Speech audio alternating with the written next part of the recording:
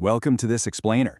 Today, we're diving right into the absolute spectacle of the 2026 FIFA World Cup. We'll be breaking down the unprecedented scale, the early drama, and the massive shift to the digital pitch. Now, you might be wondering, how do you actually organize the biggest single-sport tournament in human history? Seriously, think about the staggering logistical puzzle of this specific tournament. It's mind-blowing, and it all kicks off with a massive structural shift that essentially rewrites the rulebook of international football. Let's start with a massive number, 48. That's the newly expanded field of teams competing this time around. For decades, we've been completely used to a 32-team field, but this massive expansion, it fundamentally alters the competitive landscape. It opens the door for new nations, sure, but it absolutely stretches the limits of tournament organization to the max. And, well, more teams mean more games. We're talking a staggering leap to 104 total matches across the board.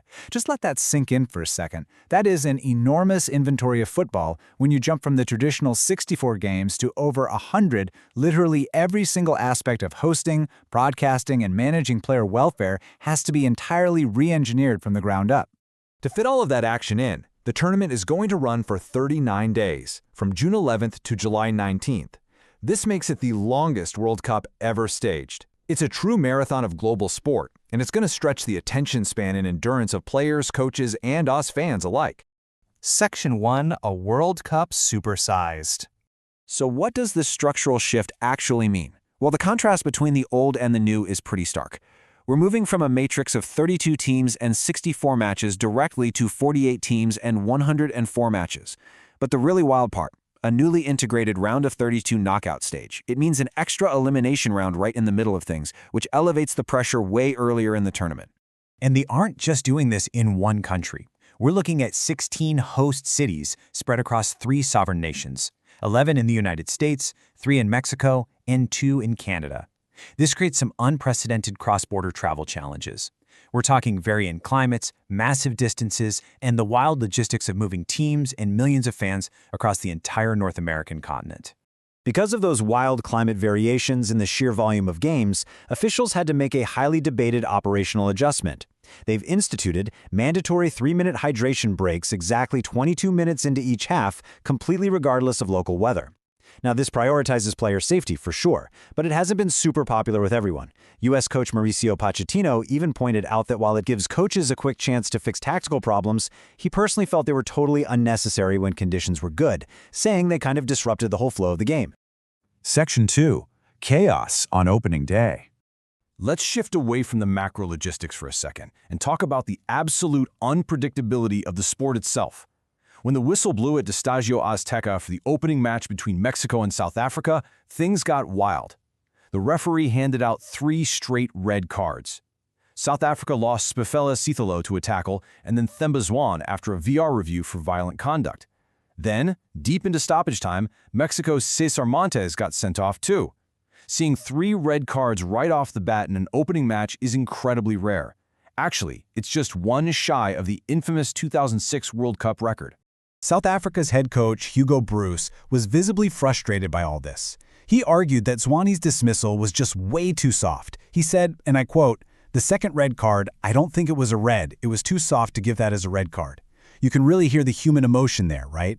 The ongoing integration of VAR in football continues to be a massive, controversial talking point, proving you just can't script the drama on the pitch. Section 3. How the host started. So, with all that anticipation, how did the 3 host nations actually perform in their opening fixtures? Well, the U.S. made a huge statement, thrashing Paraguay 4-1. Mexico, despite being reduced to 10 men in that absolutely chaotic match we just talked about, still managed to pull out a solid 2-0 win over South Africa. And Canada, playing under Jesse Marsch, they fought back hard for a 1-1 draw against Bosnia, capped off by Sila Lauren's historic 78th-minute equalizer, which earned Canada their first ever World Cup point. That U.S. match, though, carried some deep historical significance. Striker Folarin Balogun didn't just play well, he scored a double, making him the first American to score multiple goals in a single World Cup match since Bert Patenaude all the way back in 1930. To put that in perspective, that's almost 100 years. Lighting up the crowd in Los Angeles, Balogun's electrifying performance definitely signals a potent new era for the U.S. men's national team. Section 4. Brazil's quest for 6. Now let's pivot to the legacy teams, specifically the Seleção. There is a deeply fascinating historical symmetry happening with Brazil right now. Check this out. They won the World Cup in 1970, which was followed by a long 24-year drought. They finally broke that drought in 1994, lifting the trophy right here on North American soil. Fast forward a bit, they won again in 2002. Now it's 2026. They're facing an exact 24-year drought all over again. And, incredibly, they're attempting to break it while playing in North America once more. But they're doing it with a major twist this time around. Enter Carlo Ancelotti. The legendary Italian tactician is the first foreign head coach to ever lead Brazil at a World Cup. And here is the unbelievable irony of the whole situation. Ancelotti was actually the assistant coach for the Italian national team back in 1994. Yes, the very same Italy team that Brazil defeated in that final to end their last 24-year drought. You literally can't make this stuff up. Section 5. The Viral Video Tournament. Let's transition from the action on the pitch to how we're all actually consuming this massive event. Short-form vertical videos on platforms like TikTok and Reels are fundamentally driving fan engagement right now, generating 2.5 times more engagement per impression than traditional static content. It's all about rapid sampling. We're seeing that viewers aren't always sitting down for a 2-hour broadcast anymore. Instead, the algorithm is feeding them rapid-fire 20-second slices of the tournament directly into their feeds. To actually succeed in this kind of media ecosystem, publishers have to follow a pretty strict academic framework. Step 1 is the high-velocity hook. You need rapid cut scripting to literally stop the scroll.